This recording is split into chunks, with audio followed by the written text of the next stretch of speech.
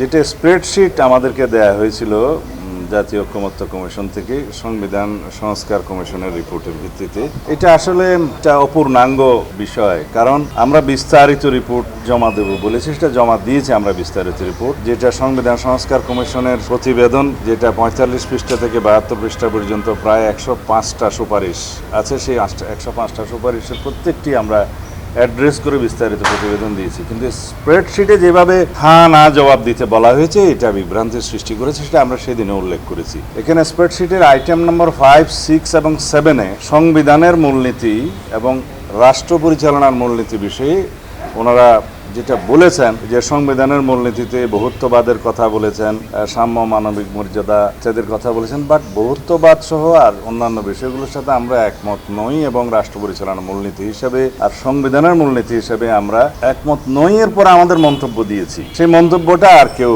এখানে উল্লেখ করেন। মন্তব্যটা হচ্ছে আমরা সংবিধানের প্রস্তাবনার অংশে আমরা সংবিধানের প্রস্তাবনার কি চাই সেটা উল্লেখ করেছি, যে পঞ্চদশ সংশোধনী পূর্ববর্তী অবস্থা বহাল চাই। প্রশ্ন আসতে পারে পঞ্চদশ সংশোধনী পূর্ববর্তী অর্থাৎ ত্রয়োদশ চতুর্দশ সংশোধনীতে যা ছিল, মূলত এটা পঞ্চম সংশোধনীতে রাষ্ট্রপতি শহীদ জিয়াউর রহমানের সময়ে পঞ্চম সংশোধনে যেটা গৃহীত হয়, সেটা বাকশালকে রিপিল করে, বাকশালকে বিলুপ করে গণতন্ত্রের যাত্রা, যেটা দিয়ে বহুদলীয় গণতন্ত্রের যাত্রা শুরু হয়, সেই সংবিধানের প্রস্তাবনাকে আমরা অ্যাপ্রুভ করি, সেটাই আমরা বহাল চেয়েছি।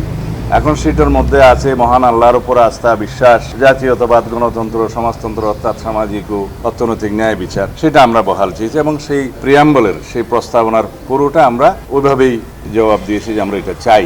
এখন যদি কেউ বলে যে পঞ্চদশ সংশোধনীর পূর্বাবস্থা অর্থাৎ পঞ্চম সংশোধনীতে গৃহীত প্রস্তাবাবলী, মানে প্রস্তাবনার অংশটি, সেভাবে আমরা বলে দিতে পারি। আর রইল রাষ্ট্র পরিচালনার মূলনীতি সম্পর্কে যে বলেছে, প্রায় একই জিনিস, কিন্তু রাষ্ট্র পরিচালনার মূলনীতিগুলো 8, 9, 10 এবং 12 এই অনুচ্ছেদগুলোতে বিধৃত আছে। সেই অনুচ্ছেদগুলোর বিষয়ে সংস্কার কমিশন থেকে যে সুপারিশ করা হয়েছে, এই যে তারা একই বিষয়গুলো ওখানে রিপ্লেস করতে চেয়েছেন।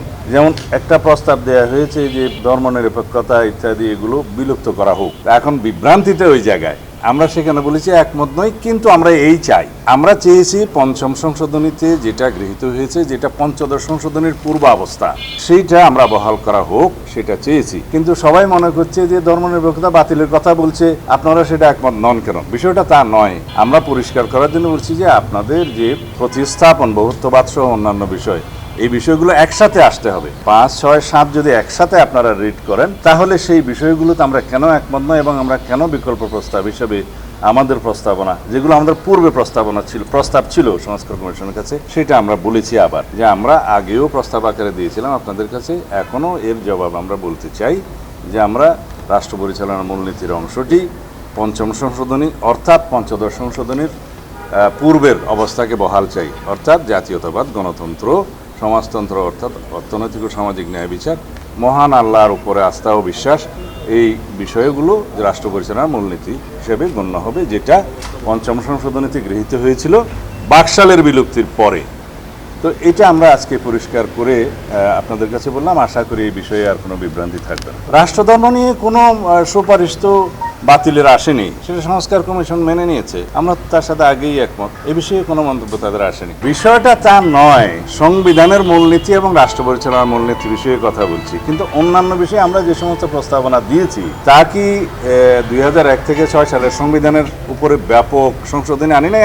আমরা উপরাষ্ট্রপতির প্রস্তাব করেছি, ডেপুটি প্রাইম মিনিস্টারের প্রচলন করেছি, উভয় কক্ষে ডেপুটি স্পিকারের বিরোধী দল থেকে নিয়ে আসার প্রস্তাব করেছি, আমরা দ্বিকক্ষ বিশিষ্ট পার্লামেন্টের প্রস্তাব করেছি, আমরা রাষ্ট্রপতি এবং প্রধানমন্ত্রীর ক্ষমতার ভারসাম্যের প্রস্তাব করেছি, নতুন করে রাষ্ট্রপতির হাতে কিছু ক্ষমতা দেওয়ার প্রস্তাব করেছি, আমরা 50 আসন থেকে মহিলা আসন 100 উন্নীত করার প্রস্তাব করেছি। ইত্যকার অনেক রকমের আমরা প্রস্তাব করেছি, যেটা গণতান্ত্রিক সংস্কারের মাধ্যমে রাষ্ট্রে 3টি অঙ্গের মধ্যে একটি ভারসাম্যমূলক ব্যবস্থা প্রতিষ্ঠিত হবে। এটা বলা হয় অনেকগুলো মামলা দিয়ে, যেমন জাস্টিস খায়রুল হক সাহেব যে 5th অ্যামেন্ডমেন্ট বাতিল করেছেন, সেই 5th অ্যামেন্ডমেন্টের বিষয়টা হচ্ছে যে সুপ্রিম কোর্টের কোনো প্রেসিডেন্টের মাধ্যমে নতুন ল ক্রিয়েট করা যায়, cannot abrogate the existing provisions লেজিসলেশনস, সেটা যতক্ষণ পর্যন্ত পার্লামেন্টে আবার গৃহীত না হবে। যেমন ত্রয়োদশ সংশোধনী বাতিলের রায় যেটা ইনজাস্টিস খায়রুল হক সাহেব দিয়েছিলেন, যেটা এখন চ্যালেঞ্জটা এখনো রিভিউতে আছে, সেইটার ভার্ডিক্ট পাস হওয়ার আগেই গত ফ্যাসিস্ট সরকার 2011 সালে সম্ভবত জুনে এটা পঞ্চদশ সংশোধনী তারা পাশ করে। সেটাকে আমরা বলি যে এটা আনকনস্টিটিউশনাল।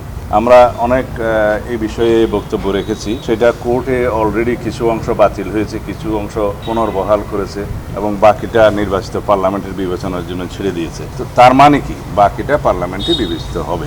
এখন যারা মূল সিনেমা হলের মামলার মধ্য দিয়ে কিছু সংবিধান বাতিল করে দেয়, যারা অপূর্ণাঙ্গ জাজমেন্টের ভিত্তিতে সংবিধানের পরিবর্তন করে একটা একনায়কতান্ত্রিক সিস্টেম করে, এগুলো অনেক কিছু আওয়ামী লীগের সময় হয়েছে। যাতে এগুলো না হতে পারে সেজন্য আমরা রাষ্ট্রের 3টা অঙ্গের মধ্যে পরিপূর্ণ একটা ভারসাম্যমূলক অবস্থা, যেটা সেপারেশন অফ পাওয়ার থিওরির মূল কথা, যে there must be harmonious cooperation in between all organs of the in between all the organs of the state, যেটা আছে সেটা যদি বহাল হয় তাহলে রাষ্ট্রে একটি ভারসাম্যমূলক ব্যবস্থা, রাষ্ট্র ব্যবস্থার সৃষ্টি হবে। এটা ছিল আমাদের মূল কথা এবং সেই লক্ষ্যে আমরা বহু প্রস্তাব দিয়েছি। আপনাদের কাছে নিশ্চয়ই সেই প্রস্তাবের কপিগুলো ইতিমধ্যে আছে, যেটা সংস্কার কমিশনে দিয়েছি।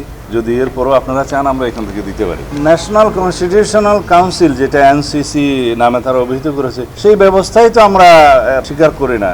এরকম নতুন ব্যবস্থার মধ্য দিয়ে অনির্বাচিত ব্যক্তিদের দ্বারা রাষ্ট্র পরিচালনা এবং রাষ্ট্রের গুরুত্বপূর্ণ পদাবলিতে পদায়ন করে, এগুলো যদি হয় তাহলে আর এক্সিকিউটিভ এবং লেজিসলেচারের কোনো গুরুত্ব থাকবে না। তো সেই ব্যবস্থা আমরা অ্যাপ্রুভ করিনি। আর এনসিসির মাধ্যমে জরুরি অবস্থা প্রবর্তনের জন্য যে কথাটা বলেছেন, সেটা একে তো এনসিসি আমরা মানি না, দ্বিতীয় হচ্ছে জরুরি অবস্থা জারির সময়ে তারা যে প্রস্তাব করেছে যে মানুষের যে সমস্ত মৌলিক অধিকারগুলো স্থগিত থাকে, এগুলো স্থগিত থাকবে না, তারা রিড করতে পারবে, অন্যান্য বিষয়ে মৌলিক অধিকারগুলো থাকবে। তো জরুরি অবস্থার মানে কি? জরুরি অবস্থার মানে হলো যে কিছু কিছু অধিকার স্থগিত থাকবে। তো সেই জন্য আমরা বলেছি এটা বোধহয় বাস্তবায়ন নয়, সেই বিষয়ে আমরা একমত হতে পারলাম না। না, অবশ্যই এইটা একটা বিষয় থাকবে যে আমরা মাননীয় প্রধান উপদেষ্টার কাছে সুনির্দিষ্টভাবে আগামী জাতীয় সংসদ নির্বাচনের জন্য ডিসেম্বরের আগে একটা রুটম্যাপ অবশ্যই আমরা চাইব, যাতে উনি ক্লিয়ারলি জাতির সামনে যথাযথ প্রক্রিয়ায় উপস্থাপন করেন, যাতে জাতির মধ্যে যে একটা অনিশ্চিত অস্থিরতা ভাব আছে এবং রাজনীতির মধ্যে একটা স্থিতিশীলতা আসে, অর্থনৈতিক কর্মকাণ্ডে যাতে একটা গতিশীলতা আসে, সেগুলো লক্ষ্য রেখে আমরা বলবো যে এটা যথেষ্ট সময়। তার আগে নির্বাচন কমিশনের সাথে আমরা আলোচনা করেছি, তারা জুনের মধ্যে সমস্ত প্রিপারেশন সমাপ্ত করতে পারবে এবং মাননীয় প্রধান উপদেষ্টা ইতিপূর্বেও আমাদেরকে আশ্বস্ত করেছেন যে ডিসেম্বরের মধ্যে নির্বাচন দেওয়ার জন্য ওনারা সমস্ত কর্মকাণ্ড পরিচালনা করছে। যেহেতু বিভিন্ন বিষয়ে বিভিন্ন পক্ষের বক্তব্যে একটা ধোঁয়াশা সৃষ্টি হয়েছে, সেটা পরিষ্কার করার জন্য আমরা ওনার কাছে আহ্বান জানাবো।